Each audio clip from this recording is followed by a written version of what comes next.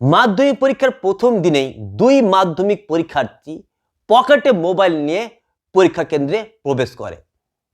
তারপর সুযোগ পেতেই সেই দুই পরীক্ষার্থী পকেট থেকে মোবাইল বের করে।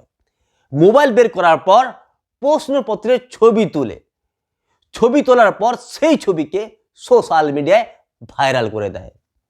কিন্তু তারা জানতো না যে মধ্যশিক্ষা পর্ষদ এবছর প্রতিটি প্রশ্নপত্রে একটা করে কোড ব্যবহার করেছে, যে কোড দেখে সহজেই ধরে ফেলা যাবে যে কে এই প্রশ্নপত্র ফাঁস করেছে সোশ্যাল মিডিয়ায়।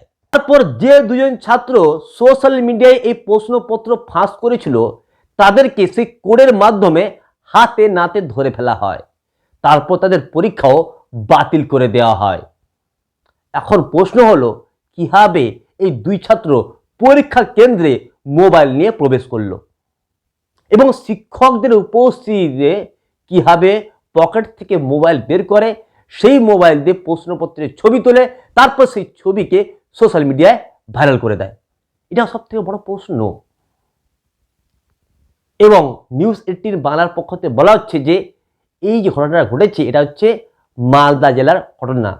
দুজন ছাত্রই হচ্ছে মালদা জেলার। অন্যদিকে আনন্দবাজার পত্রিকা বলা হয়েছে যে একজন ছেলে মালদার, আরেকজন ছেলে ঝাড়গ্রামের।